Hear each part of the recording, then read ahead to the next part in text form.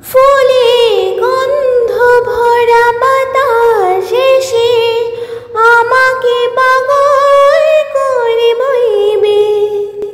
কেন বলো তো ফুলের গান করলাম? দেখো চারিদিকে ফুল আর ফুল, এখন বিয়ের সিজন, তো চারিদিকে রজনীগন্ধা ফুল, গোলাপ ফুল, আরও কত রং বেরঙের ফুল বসেছে, তো চারিদিকে গন্ধে মমো করছে। তো যাই হোক, welcome back to my channel.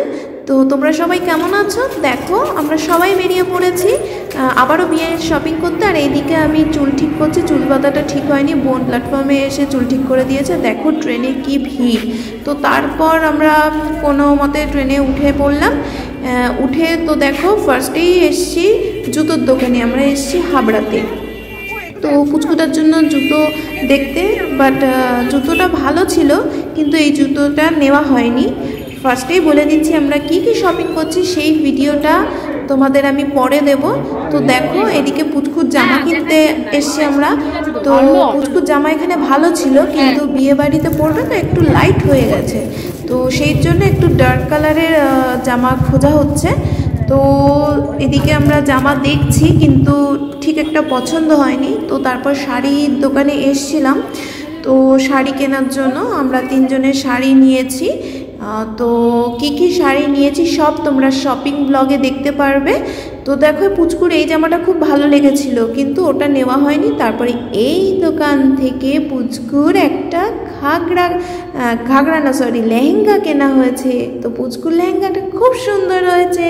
তো পুচকু পরে যখন বিয়ে বাড়িতে ঘুরবে তখন জাস্ট ওয়াও লাগবে। তো দেখো কি সুন্দর সুন্দর ঘাগরা বলছি, কি সুন্দর সুন্দর গাউন, লেহেঙ্গা সব আছে এই দোকানে। তো দেখো আমরা এই দোকান থেকে বেরিয়ে আবার গিয়েছিলাম শাড়ির দোকানে। তো দেখো এই দোকান থেকে 3টে শাড়ি নেওয়া হয়েছে। তো কি কি শাড়ি নেওয়া হয়েছে সেটা তো দেখাবো না বস, ওটা পরে দেখাবো।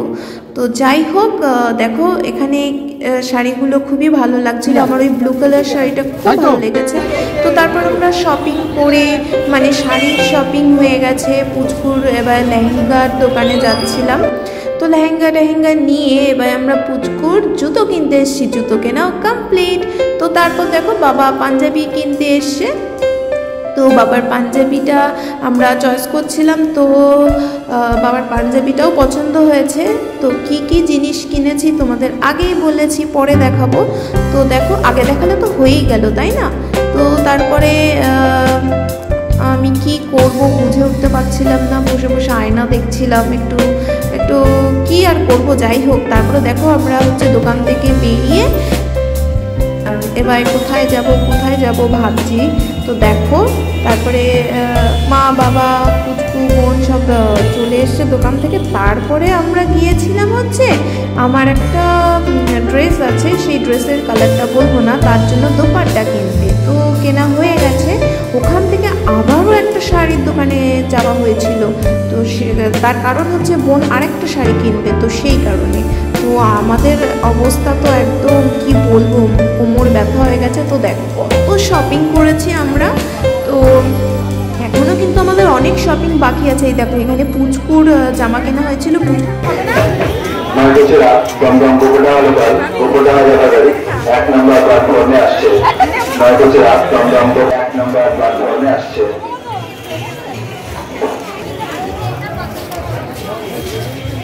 তো তারপর আমরা হাবড়া থেকে ট্রেনে করে চলে আসলাম সোজা মিষ্টির দোকানে।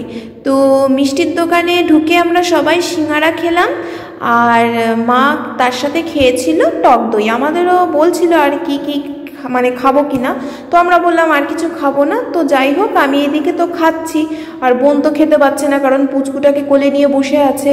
তো তারপরে মার খাওয়া হয়ে যাওয়ার পর মা পুচকুটাকে ধরবে, বোন খাবে। তো যাই হোক, এখান থেকে খাওয়া দাওয়া করে আমরা সোজা গেলাম ব্লাউজের দোকানে, মানে যা যা শাড়ি কেনা হয়েছে। তো কিছু ব্লাউজ, মানে দুটো ব্লাউজ নেওয়া হয়েছিল, পরে ওটাকে ফেরত দেওয়া হবে। তো যাই হোক, আমার ভিডিওটা যদি তোমাদের ভালো লাগে তাহলে please like share and subscribe করে দিও। টাটা সবাই।